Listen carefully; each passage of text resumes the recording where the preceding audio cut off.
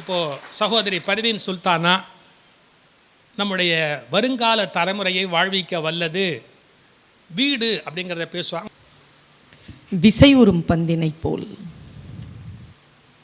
விசை உறும் பந்தினை போல் உள்ளம் வேண்டும்படி செல்லும் உடல் கேட்டேன், நசையறு மனம் கேட்டேன், நித்தம் நவம் என சுடர்தரும் உயிர் கேட்டேன், அசைவரு மதி கேட்டேன், இதை அருள்வதில் உனக்கெதும் தடையுள்ளதோ, வல்லமை தாராயோ இந்த மாநிலம் பயனுற வாழ்வதற்கு. தெளிவுறவே அறிந்திடுதல், தெளிவுறவே அறிந்திடுதல், தெளிவு பெற மொழிந்திடுதல், சிந்திப்போர்க்கே களிவளர உள்ளத்தில் ஆனந்த கனவு பல காட்டல், கண்ணீர் துடிவர உள் உருக்குதல், இவையாவும் நீ அருளும் பணிகளன்றோ எனும் மகாகவி பாரதியின் கல்வி கடவுளின் வணக்கத்தை முன்வைத்து கண்ணியத்திற்கும் போற்றுதலுக்கும் உரிய இந்த அற்புதமான வீட்டு சூழலில் பொங்கல் திருநாளை கொண்டாடி கொண்டிருக்கக்கூடிய பெருமக்களே, விரல் பிடித்து எங்களையெல்லாம் இந்த உலகம் முழுக்க உலாவரச் செய்து கொண்டிருக்கக்கூடிய அன்பு பெருந்தகை சொல்வேந்தர் ஐயா சுகி சிவம் அவர்களே, என் அன்பு சகோதரர் நகைச்சுவை செம்மல் திரு மோகன சுந்தரம் அவர்களே, உங்கள் அத்துணை பேருக்கும் இந்த நல்ல நேரத்தில் என்னுடைய பணிவான வணக்கத்தை தெரிவித்துக் கொள்கிறேன். நான் சாதாரணமாக பொங்கல் வைக்கின்றவர்கள் எப்படி வாழ்த்து சொல்லுவார்கள், இப்போ காலையில் எங்களுக்கு அண்ணன் வீட்டில் இருந்தோ அல்லது அம்மா வீட்டில் இருந்தோ அல்லது மாமி வீட்டில் இருந்தோ தொலைபேசி வரும்பொழுது, இப்போ ரம்ஜான் கொண்டாடிட்டுருக்கோன்னு வச்சுக்கோங்க, தொலைபேசியில் வரும்பொழுது தொழுகை ஆயிடுச்சா, சமையல்லாம் எப்படி போயிட்டுருக்குன்னு கேட்பாங்க. கிறிஸ்துவர்களிடத்தில் அவர்களுடைய உறவுகள் கேட்கின்ற பொழுது, சர்ச்சுக்கெல்லாம் போயிட்டு வந்துட்டீங்களா, எப்படி விருந்தெல்லாம் சரியாக இருக்கான்னு கேட்பாங்க. பொங்கல் திருநாள் அன்றைக்கு உறவுகள் தொலைபேசியில் தொடர்பு கொண்டு பொங்கல் ஆயிற்றா என்று கேட்க மாட்டார்களாம், பால் பொங்கியதா என்று கேட்பீர்களாம். நாளை காலை உங்கள் அத்துணை பேர் வீட்டிலும் அந்த இனிய ஆசீர்வாதம் மிக்க பால் பொங்கலோ பொங்கல் என்று பொங்க வேண்டும் என்கின்ற பிரார்த்தனையோடு, பால் பொங்குறதுக்கு முன்னாடி ஆண் பாலும் பொங்குது, பெண் பாலும் பொங்குது, ஆவின் பாலும் பொங்குது, அதற்கெல்லாம் அப்பாலும் பொங்கிக் கொண்டிருக்கிறது. வரும் தலைமுறை, வளரும் தலைமுறை இந்த குழந்தைகளை, இந்த இளைஞர்களை வாழ்விக்க வல்லது எது என்கின்ற கேள்வி இன்றைக்கு இந்த வழக்காடு மன்றத்தில் முன்னெடுக்கப்பட்டிருக்கிறது.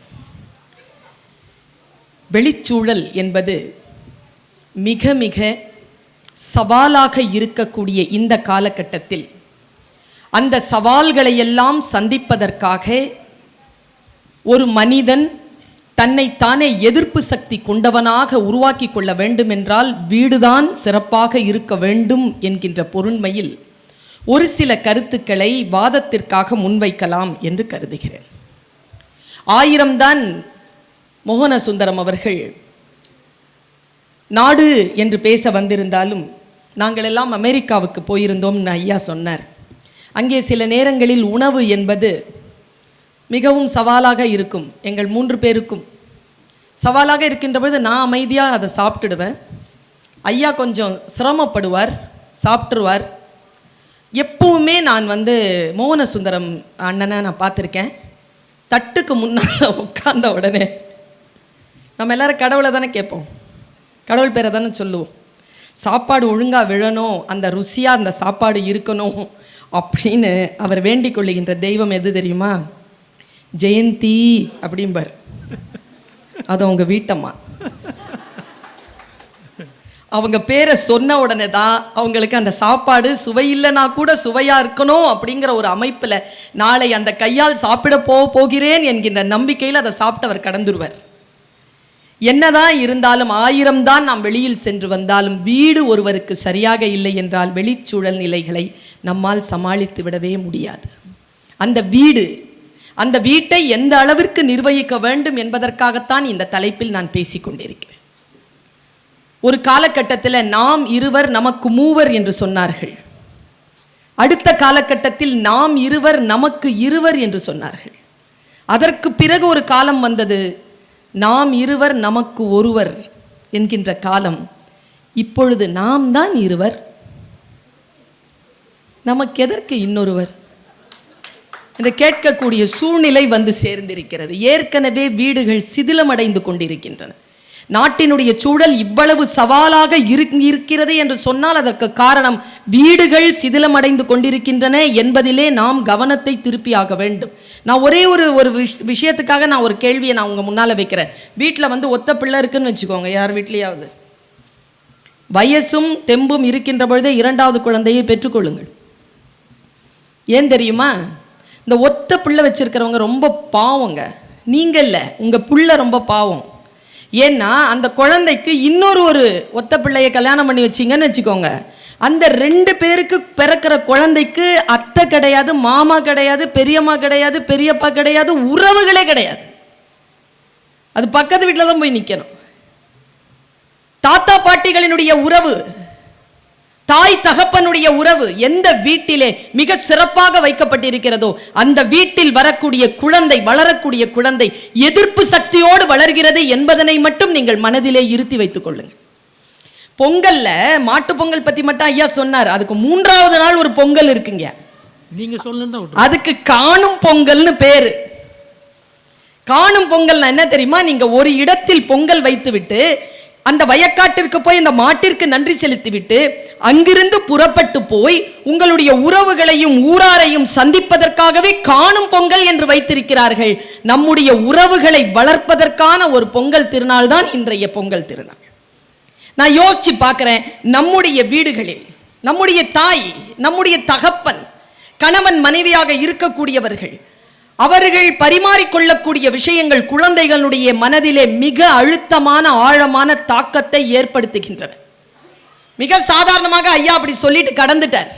விவேகானந்தரை பற்றி சொல்லுகின்ற பொழுது வீரேஸ்வரன் என்பது அவருடைய தாய் அவருக்கு வைத்த பெயர். அந்த வீரேஸ்வரன் என்கின்றவர் உள்ளத்திலே அவ்வளவு வீரம் செறிந்தவராகும், விவேகம் செறிந்தவராகும் வந்திருக்கிறார் என்று சொன்னால் அடிப்படையில் அவருடைய மனதிலே குருவுக்கு முன்னால் தாய் போட்ட விதைதான். அந்த தாய் போட்ட விதை. நான் ஒரு விஷயத்தை சொல்றேங்க, இது வயது கூடிக்கொண்டே போகின்ற பொழுது நம்முடைய வீட்டில் இருக்கக்கூடிய பெற்றோர்கள் சொல்லுவது எவ்வளவு முக்கியமானது, அந்த சொற்களை நாம் ஏன் கேட்க வேண்டும் என்பதை எனக்கு மிக தெளிவாக புரிகின்ற காரணத்தினால் சொல்லுகிறேன். ஐயா, நான் கொஞ்சம் வருத்தத்தோடு உட்கார்ந்திருந்தேன். என்னுடைய தாயார் என்கிட்ட ஒரு மிக நுட்பமா ஒரு விஷயத்த சொன்னாங்க. எவ்வளவோ வெளியில் இருக்கக்கூடிய சவால்களை, சூழல்களை சந்திப்பதற்காக நமக்கு நாமே போட்டுக்கொள்ளுகின்ற அந்த ஊக்க, அந்த சத்து இருக்கு இல்லையா, அந்த சத்து தான் நம்முடைய வீடுகளில் இருந்து நமக்கு கிடைக்கக்கூடிய ஆதரவான ஊக்கமான சொற்கள். எந்த வீடு ஊக்கமான சொற்களை வழங்குகிறதோ அந்த வீட்டில் வளரக்கூடிய குழந்தைகள் வெளிச்சூழலை சந்திக்கும். எந்த வீடு தன்னுடைய குழந்தைகளை தாழ்ச்சியாக கருதி 2ஆம் நிலையில் வைக்கிறதோ அந்த வீடு எதிர்ப்பு சக்தியை குழந்தைகளிடமிருந்து பறிக்கிறது. Don't compare yourself with anybody. It's the greatest insult for yourself என்று சொல்லுகிறார் ஹிட்லர். நாம் நம்முடைய எந்த ஒரு தாய் தன் குழந்தையை இன்னொரு குழந்தையோடு ஒப்பீடு செய்து பேசவில்லையோ அந்த தாய் மிக சிறப்பான ஒரு குழந்தையை உருவாக்குவதில் முன்னத்தி வேர் பிடிக்கிறாள். நான் இன்னைக்கு மனசு கஷ்டப்பட்டுட்டு உட்கார்ந்துட்டு இருந்தேன். எங்க அம்மா சொன்ன ஒரே வார்த்தைங்க, நான் இதை பட்டிமண்டபத்துக்காக சொல்லணும்ல, நேற்று கூட ஸ்நேகிதியில் ஏதோ தொலைபேசியில் தொடர் பண்ணும்போது ஒரு ஈரல் இருந்து வந்துச்சுங்க. எங்கள் அம்மா சொன்னதை நான் அப்படியே சொல்லிட்டேன். நான் அதை அப்படியே உங்ககிட்ட சொல்கிறேன். தாழ்த்தப்பட்ட, பிற்படுத்தப்பட்ட, எந்த ஒரு வாய்ப்பு வசதிகளும் இல்லாத மிக மிக சவாலான சூழ்நிலையில் ஒரு பிறப்பு நிகழக்கூடிய சூழ்நிலையிலும் கூட ஒரு காட்டு பூவை போல் கிளம்பி அப்படி போவதற்கான ஒரு சூழல் கிடைத்திருக்கிறது என்று சொன்னால் என்னுடைய வீட்டிலே சில வார்த்தைகள் அவ்வளவு சிறப்பாக என் காதுகளை வந்து அடைந்திருக்கிறது. ஒரு சிறிய நகர்வுதான். தாயோ தந்தையோ அண்ணனோ தம்பியோ அக்காவோ தங்கையோ சிறிய நகர்வுதான். ஆனால் அது எனக்குள்ளாக மிகப்பெரிய ஊக்கச்சத்தை அளித்திருக்கிறது. மிகப்பெரிய கேடயமாக, அந்த கர்ணனுக்கு கவச குண்டலம் சொல்வாங்க, அந்த கவச குண்டலம் போல் நான் வெளி உலகை சந்திக்கிறேன்.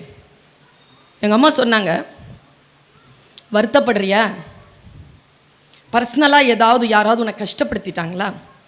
உன் அகம் அப்படியே பிசைஞ்சிக்கிட்டு இருக்கா, ஒன்று செய், கடவுள் கிட்ட சொல்லு.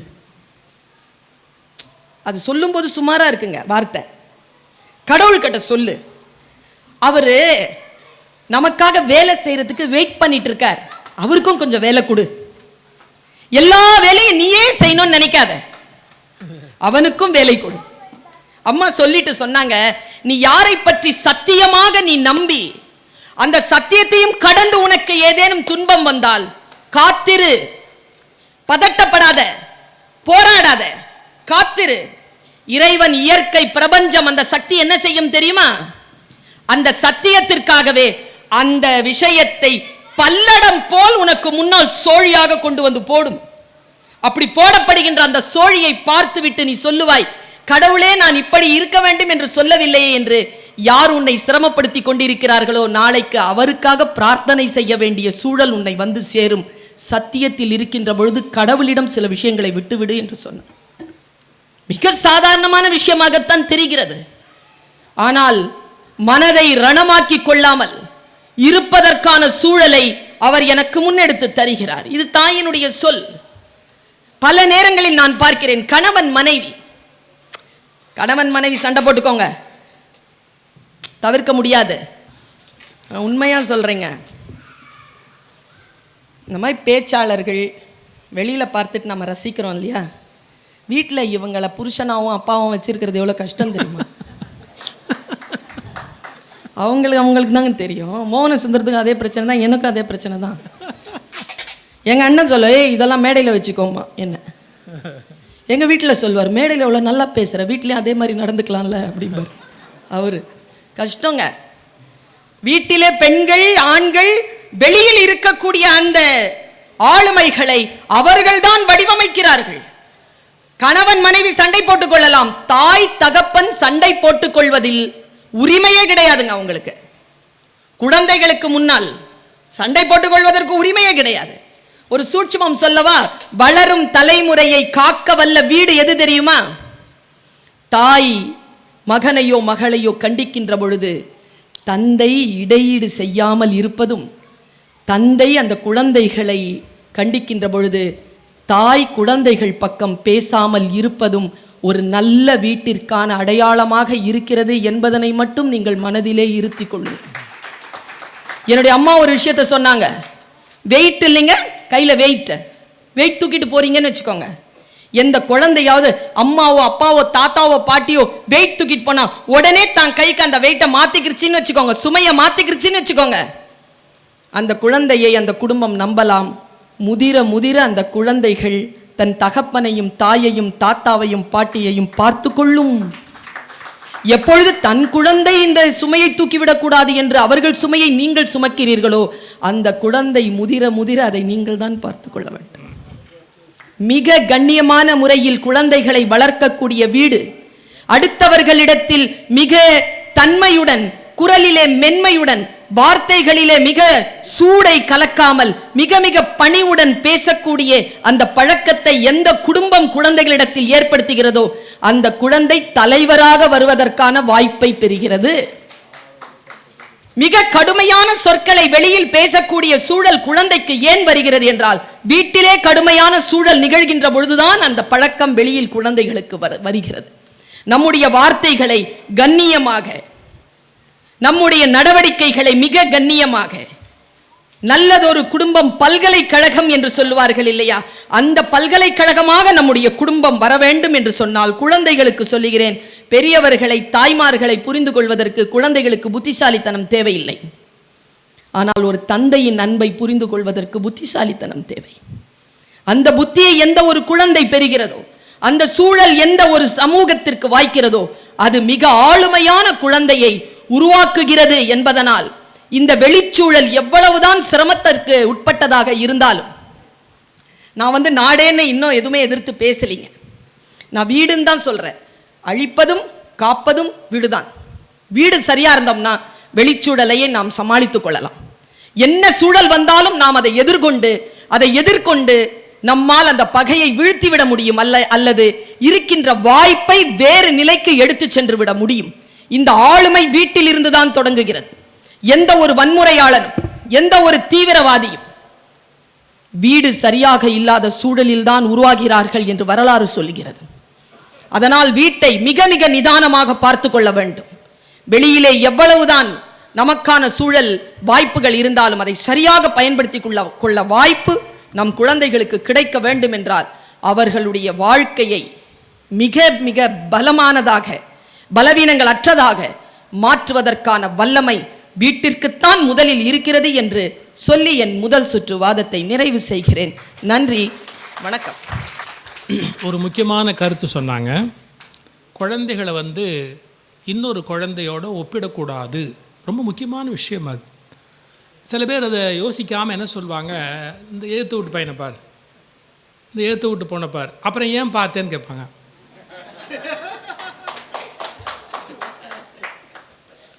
கொஞ்சம் யோசிச்சு பாருங்கள். ஒரு 10 வயசு குழந்தைய இன்னொரு 10 வயசு குழந்தையோடு ஒப்பிடும்போது சில பேர் வீட்டில் ஹார்ஷாக பேசுவாங்க. உனக்கு அது 10 வயசு ஆச்சு, அவனுக்கு 10 வயசு ஆச்சு, நீ எங்கே படிக்கிறீ அங்கே தான் அவனும் படிக்கிறான், அவன் எவ்வளோ மார்க் வாங்குறான், நீ என்ன மார்க் வாங்குற. அவன் சொல்லுவான் முக்கியமான வித்தியாசம் அப்பா அம்மா வெவ்வேறு. யோசிக்க வேண்டிய விஷயம் அது. இப்போ என்ன ஒரு தடவை நான் இது மாதிரி ஒரு பள்ளிக்கூடத்தில் பேசின போது ஒருத்தர் ஒரு கேள்வி கேட்டார். சார், ஒப்பிட்டா தானே டெவலப் ஆக முடியும், நீங்கள் ஒப்பிடாதேன்னு சொல்கிறீங்களே, கம்பேர் பண்ணினா மட்டும்தான் வளர்ச்சி அடையும்னு ஒரு கணக்கு இருக்குது சைக்காலஜியில், நீங்கள் என்ன எதிர்மாறாக பேசுகிறீங்க அப்படின்னு. நான் அதுக்கு ஒரு பதில் சொன்னேன். ஒரு குழந்தைய நீங்கள் யாரோட ஒப்பிடணும் தெரியுமா? அவனோடையே அவனை ஒப்பிட வேண்டும். நேற்றுக்கு நீ நல்லா மார்க் வாங்கினியே, ஏன் இன்னைக்கு வாங்கலை? நேற்றுக்கு ஒழுங்காக சாப்பிட்டியே, இன்றைக்கி ஏன் சாப்பிடல? நேற்றுக்கு போய் காலைல 5:30 எழுந்திச்சியே, இன்றைக்கி ஏன் எந்திரிக்கல? அவனையே அவனோடு ஒப்பிட்டு பாருங்கள், உங்கள் குழந்தைகள் அற்புதமாக வளருவார்கள். இன்னொருவரோடு ஒப்பிட்டு பார்த்தால் குழந்தைகள் சுருங்கி போய் விடுவார்கள். மல்லிகை போல் முல்லை இருக்காது, முல்லையை போல் அல்லி இருக்காது, அல்லியை போல் சம்பங்கி இருக்காது, சம்பங்கியை போல் சாமந்தி இருக்காது, சாமந்தியை போல் இன்னொரு பூ இருக்க முடியாது.